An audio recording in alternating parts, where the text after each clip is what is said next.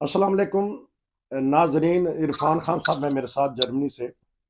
पाकिस्तान की जो सियासी सूरत हाल पे है उसके ऊपर बात करेंगे, और जो नए नए कवानीन बन रहे हैं, और जो निगरान वजीर आजम है हमारे, वो प्रेस कॉन्फ्रेंस भी करते हैं, सहाफ़ियों के सवालों के जवाबात भी देते हैं, मुतहर्रिक हैं। जी अस्सलाम वालेकुम। वालेकुम सलाम। अब आपको मैं मुबारक इसलिए देना चाहता हूँ कि आपके जो दोस्त हैं फुआद हसन फुआद, वो निगरान kabina में आ गए हैं। तो क्या महसूस करते हैं? पहले तो वो गिरफ्तार रहे हैं, तो उनकी काबिलियत से निगरान हुकूमत फ़ायदा उठाएगी? थोड़ा सा इनके बारे में बता दीजिएगा। मुझे खुशी की बात है कि चलें, एक हमारे जानने वालों के जानने वाले निगरान kabina में आ गए हैं। वैसे मेरी उनसे बात हुई है, जब जब उनका अनाउंसमेंट हुई है उसके बाद, तो वो यही कि उनका मौकफ यही है कि भाई मैं कभी भी मुस्लिम लीगी नहीं था। अच्छा। मैं तो एक डेमोक्रेट वो था, ब्यूरोक्रेट था, एक मुलाजमत कर रहा था। उसमें जहां जिस पोस्ट पे भी मेरी ट्रांसफर होती रही, मैं काम करता रहा। अच्छा। अब ये चांस की बात है कि आखिरी 5-6 साल जो है वो मुझे प्राइम मिनिस्टर सेक्रेटरिएट में का हेड बना दिया गया, तो मैंने वो काम किया।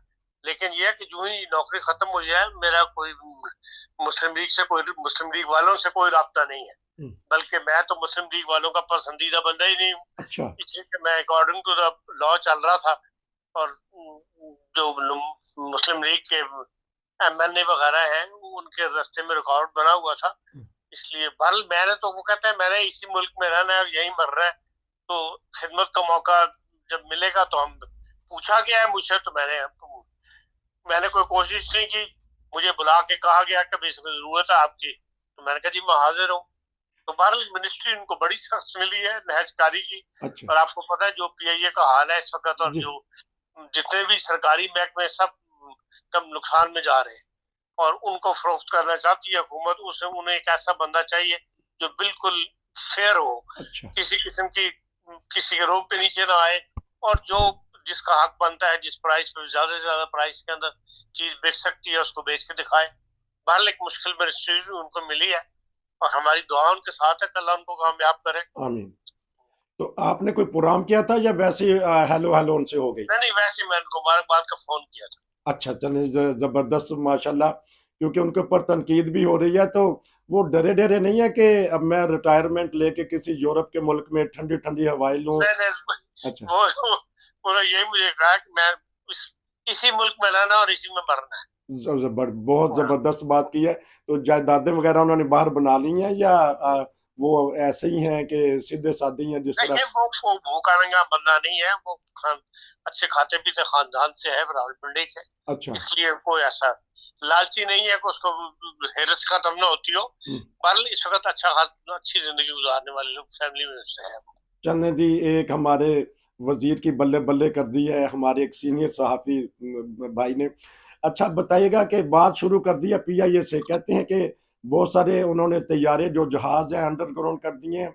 तो अब मुद्दत से हो गई है कि पीआईए संभल नहीं रही, तो इस पे फिर बात करते हैं, और पाकिस्तानी मुआशी हालात पे पहले बात कर लेते हैं। जी। देखिए पीए के साथ मसला ये है कि जो बात कई दफा बाहर आ चुकी है कि पीए के पास बहुत ज्यादा भर्ती हुई भी है। अच्छा। जो सियासी हुकूमत आती है वो आके अपने बंदे जो है उनमें भर्ती करती रही है। जी। इसलिए कि पाकिस्तान को इंडस्ट्री इतना बड़ी इंडस्ट्री तो है नहीं। हम्म। पाकिस्तान के पास बड़े बड़े प्रोजेक्ट तो है नहीं। हम्म। तीन ही बड़े हैं, एक रेलवे है, एक पीए और एक स्टील मिल है। हम्म। उसी में एमक्यूएम ने भी अपने बंदे घुसाए, उसी में पीपल्स पार्टी ने अपने बंदे घुसाए। जी। एक एक जहाज के पीछे कहते हैं 133 बंदा जो है वो मुलाजिम है। अच्छा। तो निकालो।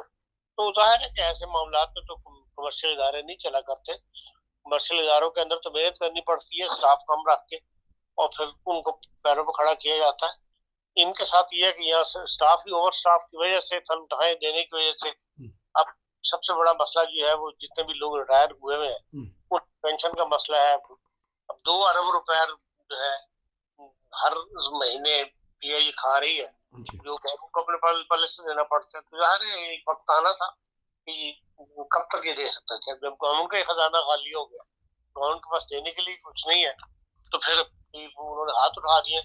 इसलिए जो बाहर देखें दूसरे मुल्कों के अंदर जहाँ से फ्यूल वगैरह लेते थे, वो फ्यूल के बिल वो भी अरबों में इकट्ठे हो गए, तो लोगों ने फ्यूल देना बंद कर दिया। तो जाहिर है जहाँ पेट्रोल नहीं मिलेगा तो फिर ये उड़ेगा कैसे, इसलिए वो ग्राउंड कर रहे हैं तैयारों का आहिस्ता आहिस्ता। तो किसी जमाने में यूरोपीय यूनियन ने पाबंदी लगाई थी कि उनका जो मेंटेन है, उनकी रिपेयरमेंट है, वो दुरुस्त नहीं है, कहीं यूरोप के किसी मुल्क पे गिर ना जाए। तो ये भी तो मसले मसाइल चलते रहे हैं, फेल होने में ये भी तो बातें हैं ना। उस वक्त फ्यूल का मसला नहीं था, हाँ, लॉस में तो उसमें भी था पीआईए का कोई स्टेशन भी, सिवाय लंदन के जी सारे स्टेशन लॉस में जा रहे थे। फ्रैंकफर्ट भी लॉस में था, जी, भी लॉस में था, पेरिस भी लॉस में था, लेकिन इंडिया के लॉस बर्दाश्त, काबिल बर्दाश्त था।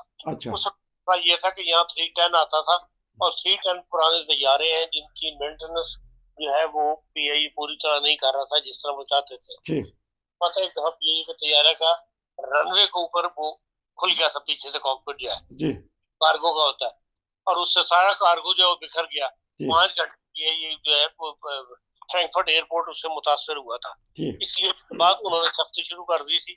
और अखीर जब उन्होंने देखा कि हर पीआई के तैयारे को चेक करते थे, जब नहीं उन्होंने देखा कि मेंटेनेंस की तरफ आते उस अकॉर्डिंग टू स्टैंडर्ड नहीं है, तो फिर उन्होंने पाबंदी लगा दी।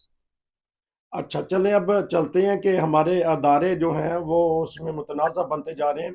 सुप्रीम कोर्ट एक मुअज़्ज़ज़ अदारा समझा जाता है। चीफ जस्टिस जो हमारे 4 गुजरे हैं उनके ऊपर तनकीद हो रही है। ये बंदयाल साहब के कहते हैं कि इन्होंने नैब के केस दोबारा खोल दिए हैं। इस बारे में क्या आपका तज्जिया है?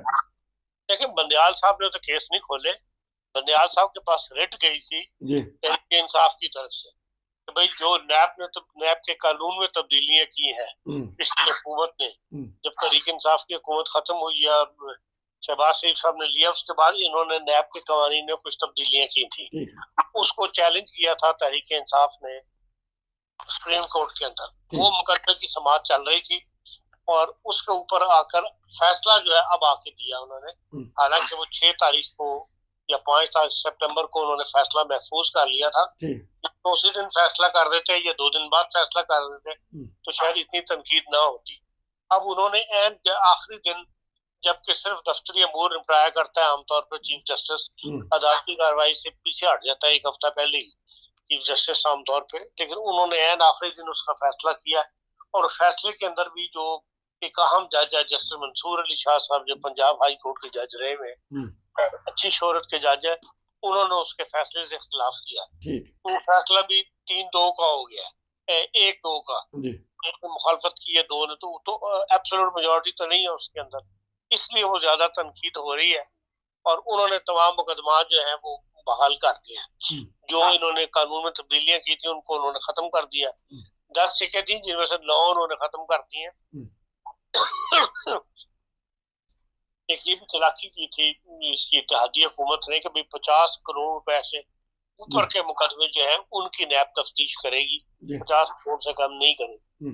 जबकि जैसे मुल्क के अंदर जो है वो 10 रुपए की भी करप्शन जो है वो भी पकड़ में आ जाती है, उसको ये नहीं छोड़ते। आपके मिनिस्टरों को चाहते हैं 100% क्लियर हो, और आप ये चाहते हैं कि भाई 50 करोड़ तक की कोई इंक्वायरी ना हो, 50 के बाद, ये भी एक ज्यादती थी। तो बार उन्होंने वो खत्म कर दिए उस नैब के मुकदमात को, जो पुराने मुकदमे बहाल हो गए। पुराने कानून जो है, जो तरमीमें थी उनको उन्होंने उड़ा खत्म कर दिया, तो पुराना कानून बहाल हो गया। और पुराने कानून के तहत अब ये तमाम जितने भी सियासी लीडर जिन पे नैब के मुकदमे बने थे वो मुकदमे जो बहाल हो गए।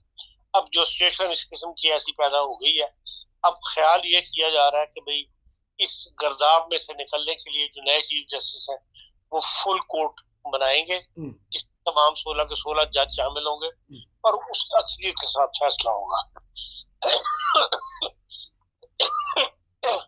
फिर मामला क्लियर हो जाएगा। अच्छा, इसका मतलब है रिव्यूज में जाएंगे तो फिर उसमें फैसला शायद सुप्रीम कोर्ट में दोबारा जाए। अच्छा, अब एक और हमारा अदारा सदर, वो छुपते भी नहीं, जाहिर भी नहीं होते, डेट भी नहीं देते, और खत भी लिख दिया। देखिए, असूली तौर पे तो उनकी मियाद जो है वो खत्म हो चुकी है जी।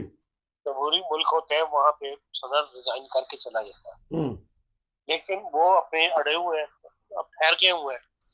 अब उनको हटाने का भी और कोई तरीक नहीं है। जैसे आपने बात जगह के ऊपर तो निगरान हुकूमत का काम कर लिए, निगरान वज़ीर आला बना दिए, निगरान गवर्नर बन जाता है। लेकिन अब इसको तो अब कायम मुकाम बनाने की जरूरत नहीं। अब यहाँ तो होना तो ये चाहते, ये खुद चले जाते हैं, सेनेट का डिप्टी चेयरमैन है, ये सेनेट का जो चेयरमैन है वो इस वक्त कायम मुकाम सदर बन जाता। और अगर तो ये खामोशी से बैठे रहेंगे, कोई ऐसी ज्यादा खेड़ पेंच नहीं करेंगे, तो फिर तो इनको बर्दाश्त करेगी स्टैब्लिशमेंट। और अगर इन्होंने आगे बढ़ के पिच से खेलने की कोशिश की, जैसे कि कहा जाता है क्रिकेट के अंदर के आगे बढ़ के खेलने की कोशिश बॉल को, तो फिर ये है कि लाजमी इन्हें चर्चा कर दिया जाएगा।